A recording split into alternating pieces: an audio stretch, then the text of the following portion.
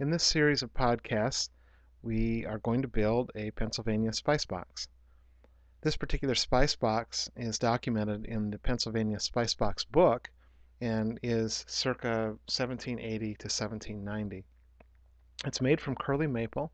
You can see the figure on the image, with secondary woods of poplar, and the blocks behind the OG bracket feet are from chestnut.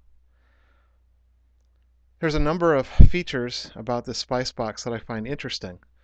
First of all, it's claimed to be a transitional piece between the Chippendale and Hepplewhite periods. I think some of the Hepplewhite giveaways are certainly the escutcheon plate, and some of the Chippendale giveaways are the OG bracket feet. These spice boxes vary in design all over the place, from really simple and primitive to quite elegant. I chose this spice box for a couple of reasons. First of all, it's got most of the major Chippendale area casework features in it. It's got OG bracket feet. It's got a mortise and tenon through mortise and tenon door. It'll have lots of divider work, lots of dovetailing, lots of custom moldings, and even layout of sides that's consistent with major case pieces from the Chippendale period. Some of the things that I really don't like on this piece are the H hinges on the doors. I really don't care for the Hepplewhite escutcheon. I think the flat panel of the door is rather plain. There are a couple of options besides the flat panel. One would be a raised panel, which is what I intend to put on ours, or a tombstone panel. However, I don't like the aspect ratio of one tombstone panels personally. They're very nice and they're not hard to do, but I just don't prefer them. I also don't like the way that the feet stick way out on this particular piece, although I am going to incorporate that same design. The inside of the case is next, and we'll adopt the same drawer pattern. There's a couple of subtle points I want to mention. First of all, these dividers are fairly thin, and that's going to present some challenges, especially as boards like to warp and twist. Also, the door itself it sits inside of a rabbet, so this picture is kind of cropped, but the side panels actually will have a dado cut to support, and this is on the left and the right side, to support the closure of the doors.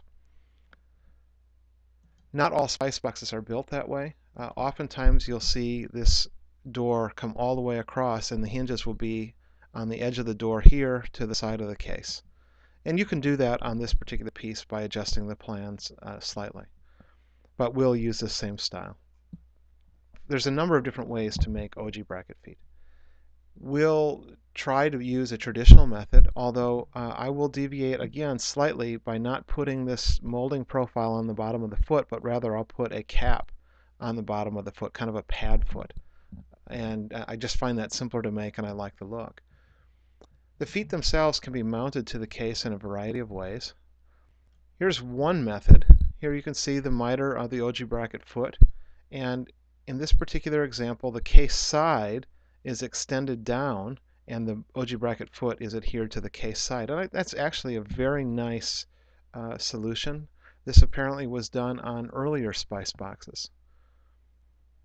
Notice here you can see some of the dovetailing of the case side into the bottom. And then this is the molding. Our particular spice box has documentation from though, and this one you can see that there's actually this chestnut block that's used to glue up the OG bracket feet as well as adhere the OG bracket feet to the case. And this is the method we'll use, although we won't use a solid chestnut block. I am concerned, though, that this is not the picture of the original, even though the book claims that it is. And my primary evidence for that is the distance from the bottom of the bracket foot to the end of the profile. We're going to add a few things to this box that may or may not have been on the original. First of all, we're going to go ahead and put in 3 different styles of hidden drawers. I show this picture, this is again from the Spice Box book, to emphasize what often was a sliding back, a back that was not fixed. so that you could open and close the back to reveal secret compartments, and we'll expose one compartment that way. Um, this particular back slides up. Ours will slide down. We're also going to use at least 3 different styles of drawers. This particular drawer style has drawer bottoms that slide in on dados. So these are plain to fit a small dado. The other thing that's interesting about this picture is you can see some of the drawers have these blocks on the back. And I believe that they probably all had those blocks on at one point in time. But essentially, these are added so that as you close the drawer, the block itself comes in contact with the back, and that sets how far back the drawer front will sit, so that you can get all the drawer fronts sort of flush with the dividers. Another method for doing that same thing is to extend the drawer bottom, make the drawer bottom essentially longer than the drawer, and then plane it so that the drawer sits in the exact position. And then yet another style that was used for stopping drawers as they're slid in is to glue on a glue block underneath the divider itself that the drawer front contacts. Although I was not aware of that being used on any spice boxes. So we'll probably use this glue block method. I just wanted to show you a picture of an original to demonstrate some of the methods that were used in the 18th century.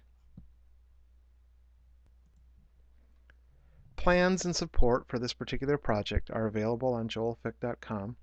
And if you have additional information about originals, I encourage you to send me a note so we can include it in the documentation.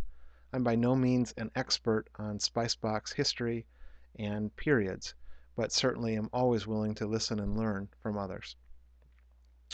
Enjoy the project. It should be a good one.